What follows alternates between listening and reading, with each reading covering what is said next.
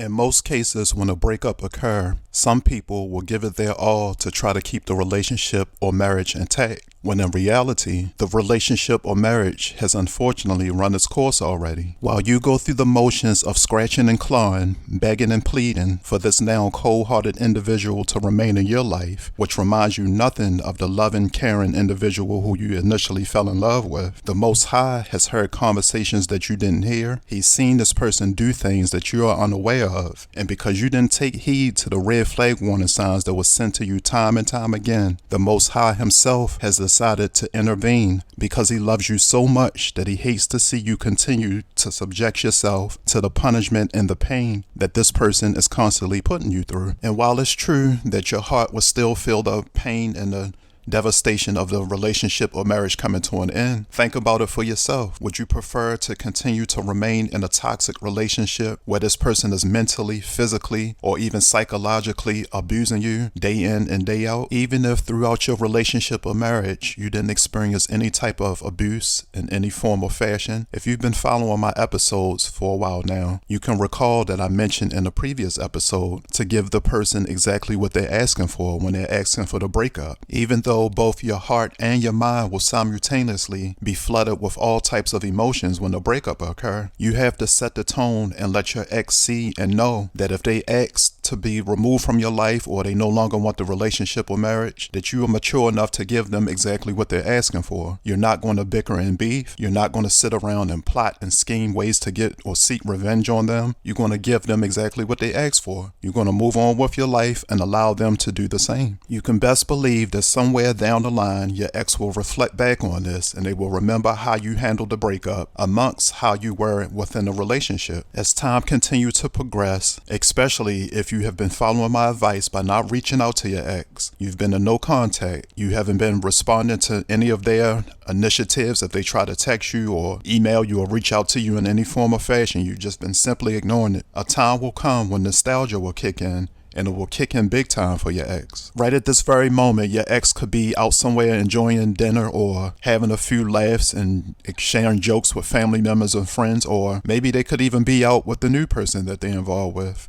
But despite all of that, once nostalgia kick in, is nothing that your ex can do to avoid it or get away from it. If you were extremely good to your ex in a relationship or marriage, something will trigger those emotions and those thoughts and those memories about you. It could be a song that might come on, or it could be a particular place where your ex may be or have visited that you two used to visit in the past that reminds them strongly of you. Something will occur that will make nostalgia kick in overdrive, where your ex will get to the point where they'll find ways and mentally start to contemplate how is it that they can reach out to you to get a hold of you. One thing you'll never hear me do is put a time frame on when any of these things will occur. And if you have listened to anyone that have told you 30, 60, or 90 days, do this and do that, and your ex will come back, don't believe the bullshit. Don't be bullshitted by these people. I promise to keep it real with you and let you know that nostalgia has to kick in when it's time for it to kick in. There's no precise time frame that anyone can put on it because everybody has different situations. If you have a social media account, whether it be Instagram or Facebook, don't be surprised if your ex hasn't created a fake profile themselves to keep tabs on you if they're not watching you from their regular profile. It's important to know that even though your ex may have said some horrible, heart-wrenching things to you towards the end of the relationship, it doesn't mean that how they felt at that particular time is how they are always going to feel throughout life. But none of that even really matters. They said it to you, you respected what they had to say, and you've moved on. But it can come a time where your ex can regret every single thing that they said, and they want to try to find ways to take it back or make amends for what they said to you. The godly thing to do, of course, would be to forgive this person if they sincerely apologize to you. But at the same time, that doesn't necessarily mean that you have to get back into the relationship with this person. And I know some would argue the fact that, well, over time people can change, and that's true. I actually agree with that. But at the same time, you're taking a huge risk by getting back into the relationship, especially if the relationship initially that you two were in was a toxic relationship. You're taking that risk all over again because you don't know if that person still has those toxic ways or not. And I'm quite sure most of you are already fully aware that regardless if it's a man or a woman, some people will promise you all types of shit to get whatever it is that they're trying to get from you. And then later on down the line, their true colors will come out. That person's representative that we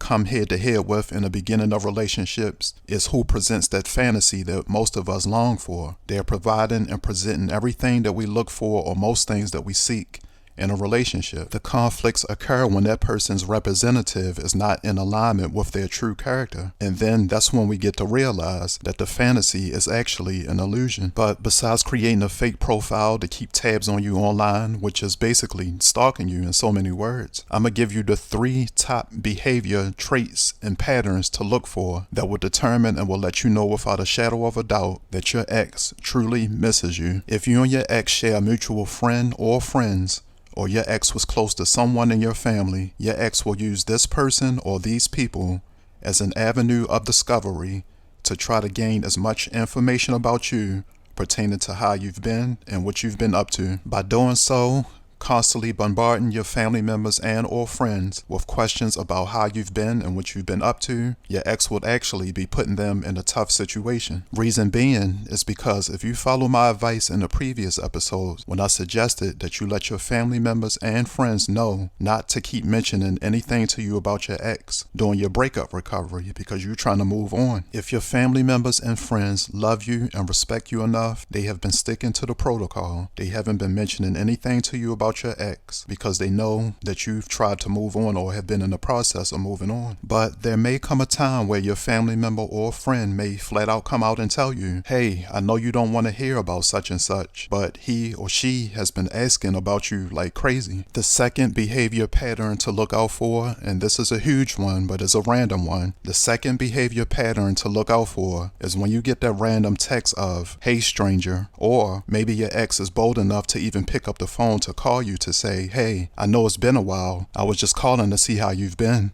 or something along those lines. For me personally, this is the reason why I stopped answering calls from unfamiliar numbers, or especially when a person is blocking their number out. I stopped answering or responding to these type of calls years ago, and don't be surprised if the same happens to you pertaining to your ex. If you're receiving unfamiliar calls, that's not spam calls, but just unfamiliar calls or receiving random texts from unfamiliar numbers, don't be surprised if your ex is the one who's behind it all. Before I get to the third behavior pattern to look for, or behavior trait to look for when it comes to your ex missing you, and as a matter of fact, I'll give you a 2-for-1 bonus. If you're enjoying this content so far and you're relating to this episode, be sure to hit that like button and subscribe. It's important that you subscribe and like or share these videos and these episodes to help me reach other people so I can help them as well. If not, these videos are just sit in limbo and YouTube won't push it throughout the algorithm. So please, if you enjoy this content, be sure to like, share, and subscribe. The third behavior pattern or trait to look for that'll let you know without a doubt that your ex misses you, and 9 times out of 10 they want you back, is within that random phone call that you receive from your ex. They might mention something about a shirt or a book or something that belonged to them, as if you've been thinking about that shirt or book all of this long time. That shirt and that book is out of sight, out of mind. It's been so long that you haven't even thought about it. But your ex will use things like this as an excuse to try to get closer to you, to be in your presence once again. Now for the bonus, as promised, the bonus behavior pattern to look for that'll let you know that your ex misses you is if you happen to be at a restaurant or a venue, any place that you and your ex used to go to on a regular basis, but you're with your new partner now, and your ex happens to show up there. Now, this can be a tricky or tough situation, but then again, not so much, because let's remember that your ex is the one that wanted the relationship to end. So, if you're there with the new partner and you happen to run into your ex, just know that this isn't a coincidence. Your ex is showing up at this place because they were hoping and praying that they will bump into you so they can get to see you again in person. In their mind, they just didn't know or had any idea that you would show up with someone else, the new person that you're with. So this is the bonus way to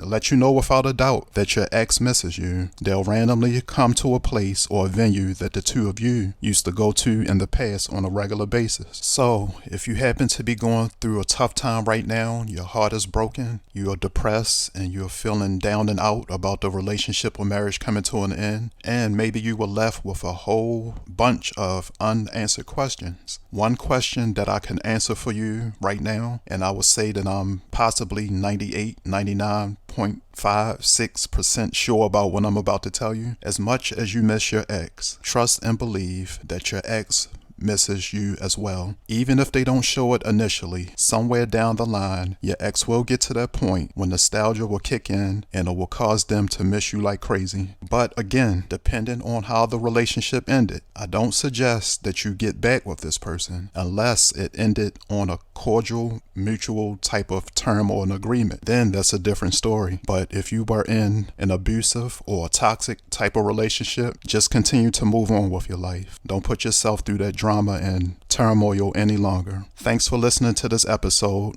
Be sure again to give it a thumbs up, subscribe, and share. And I'll see you all on the next episode.